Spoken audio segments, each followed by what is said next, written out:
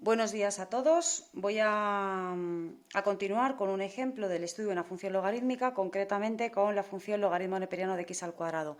Para los que tenéis el libro de primero bachillerato de ciencias, sería el ejercicio 63, apartado E de la página 287. Vamos allá.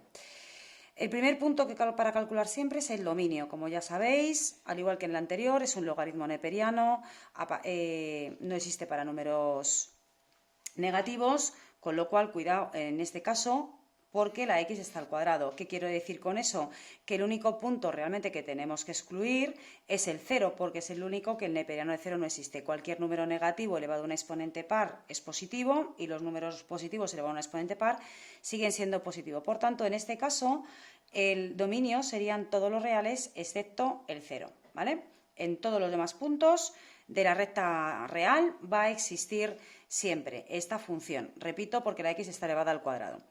En el segundo punto hacemos los puntos de corte con el eje x y con el eje y. Con el eje x igualamos la función a 0 y tengo que pensar en el logaritmo de un número cuyo neperiano, su resultado de 0. El único número cuyo neperiano es 0 es el neperiano de 1 o el logaritmo neperiano de 1. Si quitamos o simplificamos, como decís vosotros, los logaritmos neperianos y me queda x al cuadrado es igual a 1, el cuadrado pasa en forma de raíz al otro lado y la solución sería más menos 1. Con lo cual acabamos de encontrar dos puntos de corte, en el 1, 0 y en el menos 1, 0. Ya sabéis que de manera paralela vamos en nuestro eje de coordenadas representando los datos que van saliendo en el estudio.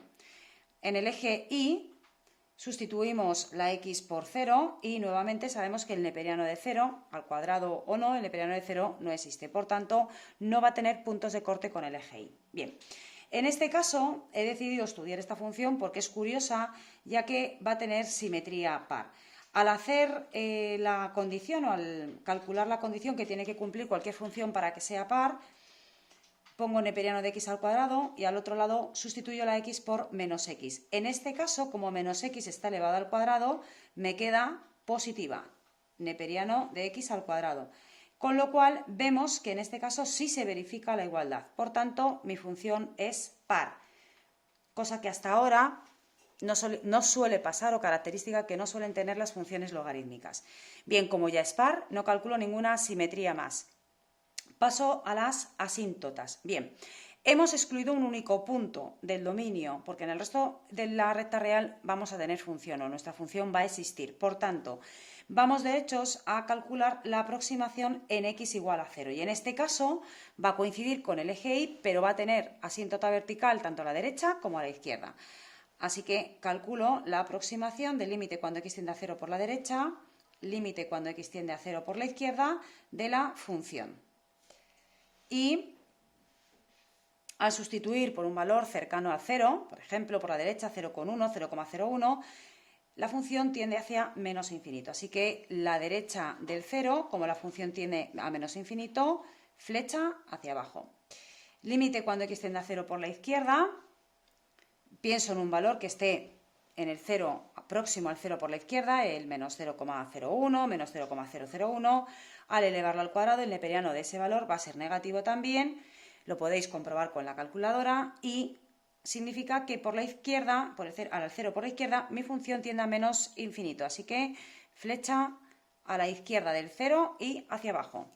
Bien, asíntota horizontal no va a tener, lo podéis comprobar, pero al estudiar el límite cuando x tiende a infinito más o menos infinito del logaritmo neperiano de infinito al cuadrado, esto va a tender a más infinito.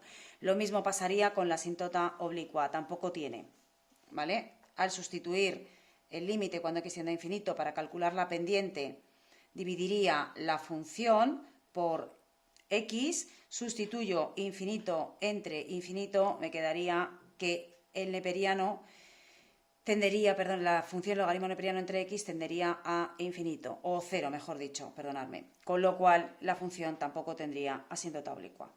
Sigo entonces, pasamos a crecimiento, punto 5. Hago la derivada de la función, a ver si con esto es suficiente.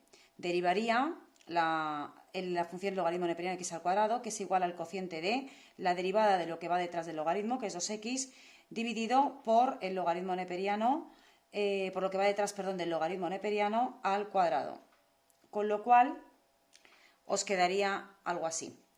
Es decir, que al simplificar, os quedaría x elevado a 3. Bien, en cualquier caso, al pasar multiplicando la x por 0, me quedaría 2 igual a 0. Esta igualdad no se verifica y por lo tanto significa que no tendrá máximos ni mínimos. Pero os digo lo de siempre, ¿esto significa que la función no va a tener crecimiento o decrecimiento? No. ¿Con quién puedo hacer los intervalos de crecimiento? Con lo único que tengo, con el dominio. Así que voy a estudiar el crecimiento de esta función del menos infinito al 0 y del 0 al más infinito. Recuerdo que el 0 lo hemos excluido del dominio, ¿vale? Entonces, la derivada de menos infinito a 0, cojo el menos 1, lo sustituyo y me va a quedar que es negativa, menor que 0. Repito, el menos 1 lo sustituís en la derivada. Por tanto, en este intervalo mi función va a ser decreciente. De 0 a más infinito, yo cojo el 1, lo sustituyo en la derivada y mi función va a ser creciente, ¿vale? Cuidado, porque, repito, no hay mínimo, aunque primero decrezca y luego crezca y pensemos que el 0 es un mínimo, os recuerdo que lo tenemos excluido, ¿vale? Por tanto, si mi función es decreciente del menos infinito al 0, pasando por el menos 1, y es creciente del 0 al más infinito, pasando por el 1, y además mi función es par, mirar que ya prácticamente no haría ni falta calcular la concavidad. La función quedaría perfectamente representada y estudiada. Y hasta aquí la clase de hoy. Feliz día a todos.